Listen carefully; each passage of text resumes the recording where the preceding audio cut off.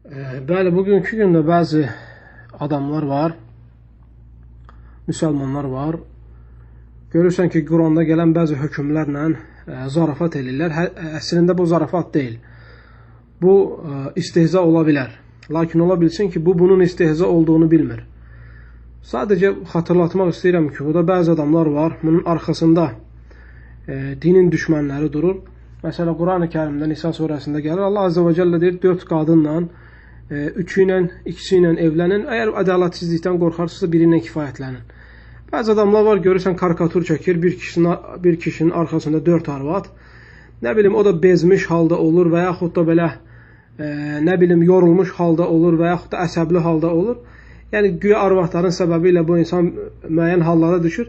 Yəni, bu cür karikaturlar, şəkillər çəkirlər, paylaşırlar və bunu güya gülməli bir məqamdır. Əslində, bu gülməli bir məqam deyil. Bu ayədə gələn hökmlə istehza sayılır bu. Və bu çox təhlükəlidir.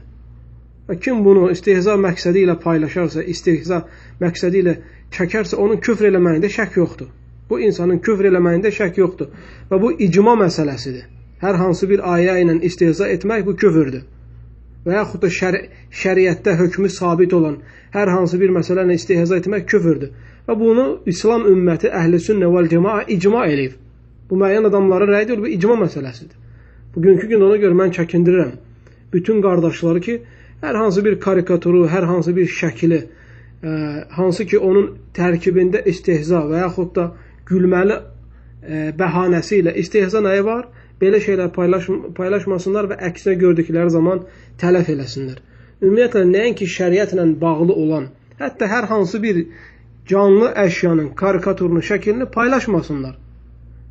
Və ən münkar olan şeylərdən biri nəinki bu?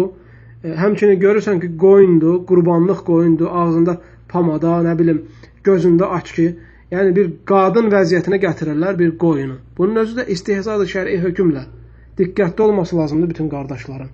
Və həmçinin mən çəkindirirəm, bəzi qardaşlar var və bəzi bacılar var, paylaşırlar nəyi? Məsələn, bir saqqallıdır, oturubdur, böyründə bir hicablı ilə baş-başa dururlar. Və yaxud da əl-ələ tutublar və yaxud da belə. Bu cür şeyləri yaymaq, qardaşlar, düzgün deyil. Fərz elə ki, o saqqallı sənsən, fərz elə ki, bu hicablı sənin bacındır, zövcəndir, anandır. Kim razı ola bilər ki, kiminsə hər hansı bir romantik şəklini götürüb üstə də nəsə yazıb paylaşsınlar? Ümumiyyətlə, bütün müsəlman bacıları və qardaşları çəkindirirəm. Tərkibində ruh daşıyan şəkilləri, istərsən üstündə yazı olsun, istərsən yazı olmasın, paylaşmasınlar qəti şəkildə. Və çox diqqətli olsunlar bəzi karikaturlardan, hansı ki tərkibində istehza var. Allah Azze və Cəllədən sabitlik diləyir. İxlasla.com saytı tərəfindən təqdim olundu.